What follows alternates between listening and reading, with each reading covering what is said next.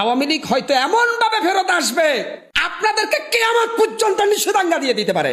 হাল পাইলেন না বড় ভাইরা, আওয়ামী লীগ আজকে নিষিদ্ধ করেছেন, আওয়ামী লীগ নিষিদ্ধ দল হয়ে গেছে, কিন্তু আপনারা যদি চেঙ্গিস খানের মতো রাজনীতি করেন তাহলে আপনাদের মতো লোকেরাই আবার আওয়ামী লীগকে ফিরিয়ে আনবে ভাই। আজকে যারা তালি দিচ্ছেন আওয়ামী লীগ নিষিদ্ধ হয়েছে, আওয়ামী লীগ বাদ হয়ে গেছে, বাংলাদেশ 6 ঋতুর দেশ, ঋতু পরিবর্তন হইতে সময় লাগে না। আজকে যারা বাহাবা দিচ্ছেন আওয়ামী লীগ নিষিদ্ধ হয়ে গেছে, আমরা স্বাধীন, আওয়ামী লীগ হয়তো এমন ভাবে ফেরত আসবে আপনাদেরকে কিয়ামত পর্যন্ত নিষেধাজ্ঞা দিয়ে দিতে পারে।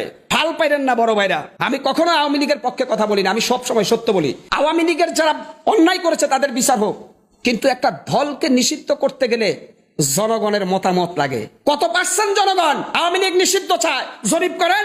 এই আওয়ামী লীগ মাওলানা আব্দুল হামিদ খান ভাসানীর আওয়ামী লীগ, এই আওয়ামী লীগ 71-এর আওয়ামী লীগ, এই আওয়ামী লীগ স্বাধীনতার আওয়ামী লীগ।